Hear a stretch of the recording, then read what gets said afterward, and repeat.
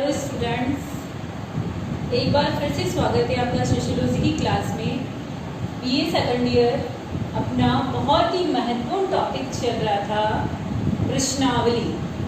मैंने आपको बताया था सामाजिक अनुसंधान के अंतर्गत बहुत ही महत्वपूर्ण टॉपिक है अपना प्रश्नावली, जिसका कि अर्थ, विशेषताएं, प्रकार, रचना एवं निर्माण का अध्ययन हम कर चुके हैं। आज जो मुख्य रूप से जिन बिंदुओं का अध्ययन करने के लिए जा रहे हैं वो ये है कि महत्व और हानि, यानी सामाजिक अनुसंधान के अंतर्गत यदि अनुसंधानकर्ता प्रश्नावली का प्रयोग करता है तो उस प्रश्नावली के प्रयोग से उसे क्या क्या लाभ प्राप्त होते हैं या प्रश्नावली की क्या क्या उपयोगिताएं हैं। मैं आपको पहले भी बता चुकी हूँ कि प्रश्नावली का जो उपयोग है वो अनुसंधानकर्ता जो है एक विस्तृत या बड़े क्षेत्र के लिए करता है। यानी क्षेत्र यदि बड़ा है, काफ़ी विस्तृत रूप से फैला हुआ है, तो उसके अंतर्गत सामाजिक अनुसंधान के अंतर्गत तथ्य संकलन की जिस विधि का प्रयोग किया जाता है वो कौन सी विधि है? प्रश्नावली। तो सबसे पहले महत्व के अंतर्गत जो चीज आती है वो यही आती है कि विशाल जनसंख्या का अध्ययन। प्रश्नावली सामाजिक अनुसंधान की एक ऐसी विधि है जिसके अंतर्गत एक विशाल क्षेत्र में फैले हुए जनसंख्या का अध्ययन किया जाता है। प्रश्नावली के अंतर्गत कम से कम खर्च आता है, कम समय लगता है, क्योंकि प्रश्नावली को एक बार छपवाकर डाक के द्वारा भेज दिया जाता है और वो भरकर वापस पुनः लौटा दी जाती है उत्तरदाता के द्वारा। तो समय कम लगता है, श्रम कम लगने का जहाँ तक सवाल है तो प्रश्नावली जो है एक ही जगह से, एक ही स्थान से, एक ही कार्यालय से अनुसंधानकर्ता के द्वारा छपवा कर भेज दी जाती है, इसलिए उसके अंतर्गत कम से कम श्रम लगता है। प्रश्नावली एक ऐसी पद्धति है या ऐसी प्रविधि है जिसकी की पुनरावृत्ति संभव है। यानी उसे पुनरावृत्ति संभव कैसे है कि उसे दोबारा भेज सकते हैं। मैंने आपको बताया सहगामी अनुगामी पत्र जो बताया था, उसमें अनुगामी पत्र के अंतर्गत बताया था कि यदि प्रश्नावली लौट कर नहीं आती तो आप एक लेटर भेजेंगे, लेटर के साथ साथ एक प्रश्नावली फिर भेज सकते हैं। यानी जितनी बार चाहें आप प्रश्नावली को भेज सकते हैं। क्यों? क्योंकि प्रश्नावलियाँ एक साथ छपवा कर रख ली जाती है और जब भी जिस उत्तरदाता के पास भेजने की जरूरत होती है उसके पास भेज दी जाती है। तो इस रूप में उसकी पुनरावृत्ति में बिल्कुल भी कठिनाई उत्पन्न नहीं होती है। साथ ही साथ प्रश्नावली विधि एक ऐसी विधि है जो बहुत ही सुविधाजनक मानी जाती है।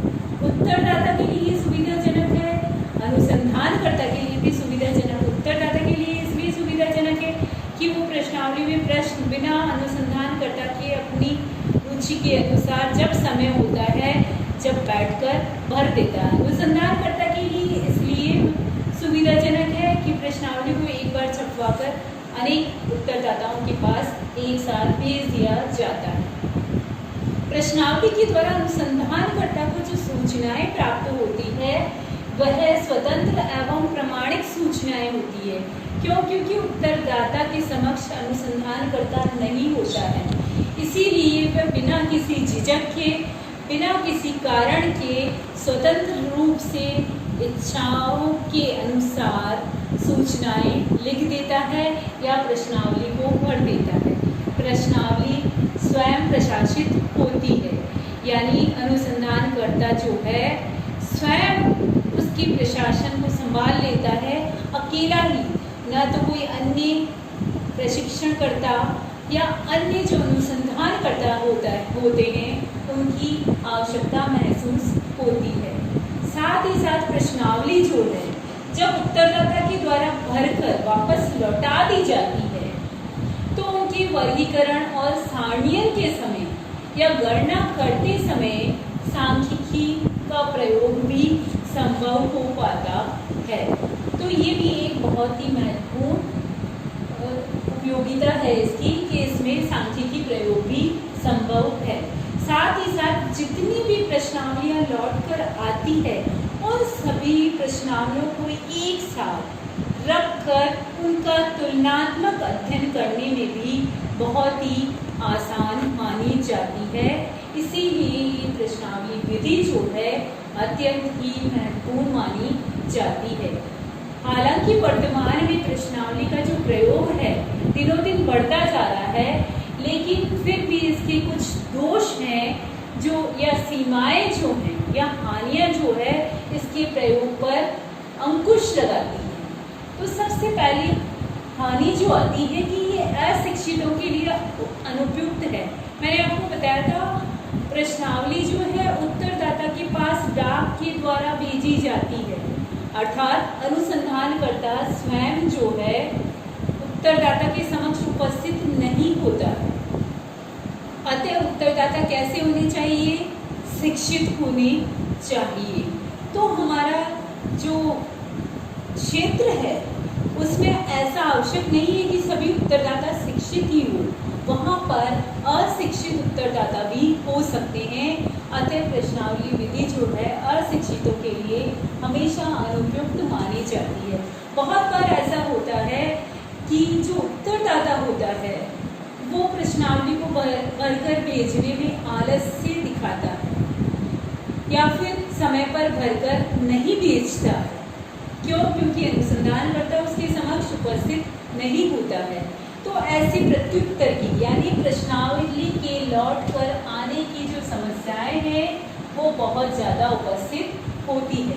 कई बार ऐसा होता है कि प्रश्नावली में कई प्रश्न ऐसे होते हैं जिन्हें उत्तरदाता समझ ही नहीं पाता है और नहीं समझ पाने की वजह से उन सूचनाओं को या उन प्रश्नों का उत्तर वो पढ़ता ही नहीं है। इस तरह से जो भी अनुसंधानकर्ता को सूचनाएं प्राप्त होती है वो सूचनाएं कैसी होती है? अपूर्ण सूचनाएं होती है। उत्तरदाता जो है जरूरी नहीं है उसका लेख बहुत ही सुंदर हो, अतः जब वो प्रश्न के उत्तर लिखता है तो वह प्रश्न के उत्तर अस्वच्छ एवं अस्पष्ट लेख की वजह से अनुसंधानकर्ता तरीके से पढ़ नहीं पाता है। और जब वो पढ़ नहीं पाता है तो ऐसी प्रश्नावलियाँ जो है वेस्ट हो जाती है, बेकार हो जाती है, उनको निकाल दिया जाता है। प्रतिनिधित्व पूर्ण निदर्शन असंभव, निदर्शन इकाइयों को चुना जाना यानी उत्तरदाता जिनको चयनित किया गया वो प्रतिनिधित्व पूर्ण असंभव है। क्यों? क्योंकि देखिए उत्तरदाता शिक्षित और अशिक्षित दोनों होते हैं, साथ ही साथ उनकी जो विचारधारा होती है, उनका जो स्वभाव होता है, उनकी जो सामाजिक स्थिति होती है वो सब कुछ अलग होती है। इसी वजह से सभी उत्तरदाताओं के लिए एक ही प्रश्नावली या एक ही प्रकार के प्रश्नों का जो चयन है वो गलत होता है। भावात्मक प्रेरणा का अभाव। भावात्मक प्रेरणा किसके द्वारा दी जाती है? अनुसंधानकर्ता के द्वारा। लेकिन प्रश्नावली तो क्या है? डाक के द्वारा उत्तरदाता के पास भेजी जा रही है, अनुसंधानकर्ता वहाँ पर अनुपस्थित है। अतः उत्तरदाता जितने प्रश्नों का चाहे उतने प्रश्नों का ही उत्तर देता है, क्योंकि अनुसंधानकर्ता उसे उत्साहित नहीं कर सकता, प्रश्नों के उत्तर देने के लिए भावात्मक प्रेरणा नहीं दे सकता। इसीलिए बहुत सारे प्रश्न ऐसे होते हैं जिनका उत्तरदाता उत्तर ही दिए बगैर प्रश्नावली को लौटा देता है। सार्वभौमिक प्रश्नों का निर्माण असंभव। सभी उत्तरदाता जो है एक तो शिक्षित और अशिक्षित दोनों श्रेणियों में बटे हुए होते हैं, साथ ही उनकी विचारधारा भी अलग होती है। तो अनुसंधानकर्ता जो है कभी भी ऐसे प्रश्नों का निर्माण नहीं कर पाता है जिसको कि सभी उत्तरदाता समान अर्थ में समझ सके, क्योंकि सभी की रुचि, राय, विचारधारा, सामाजिक आर्थिक स्थिति सभी अलग अलग होते हैं। इसलिए अनुसंधानकर्ता के लिए सार्वभौमिक प्रश्नों का निर्माण करना बहुत ही असंभव सा प्रतीत होता है। साथ ही साथ अनुसंधानकर्ता की अनुपस्थिति की वजह से उत्तरदाता अपनी जो पर्सनल सूचनाएं हैं, गहन सूचनाएं हैं, उनको भी नहीं देता है। प्रश्नावली में जो ऊपरी सतही सूचनाएं हैं, केवल सतही सूचनाएं देने वाले जो प्रश्न हैं, केवल उन प्रश्नों को भरकर ही भेज देता है। इसलिए प्रश्नावली के द्वारा गहन अध्ययन भी असंभव है। विश्वसनीयता का हमेशा प्रश्नावली में अभाव पाया जाता है। क्यों? क्योंकि जरूरी नहीं है कि उत्तरदाता ने जिन प्रश्नों का उत्तर लिखा है वो बिल्कुल सही हो, वो केवल विश्वास करने योग्य हो, ऐसा नहीं है। अतः ये भी एक बहुत बड़ी सीमा है प्रश्नावली के उपयोग में। उत्तर लिखने में अनुसंधानकर्ता की अनुपस्थिति, ये तो मैं आपको जो महत्व बता रही है, हानियाँ जो बता रही हूँ, उसके अंतर्गत प्रत्येक के अंतर्गत मैंने आपको बताया था कि अनुसंधानकर्ता जो है वो वहाँ अनुपस्थित होता है। क्यों? क्योंकि प्रश्नावली जो है प्रश्नों की एक सूची है, डाक के द्वारा उत्तरदाता के पास भेजी जाती है और उत्तरदाता ही उसे भरकर भेजता है।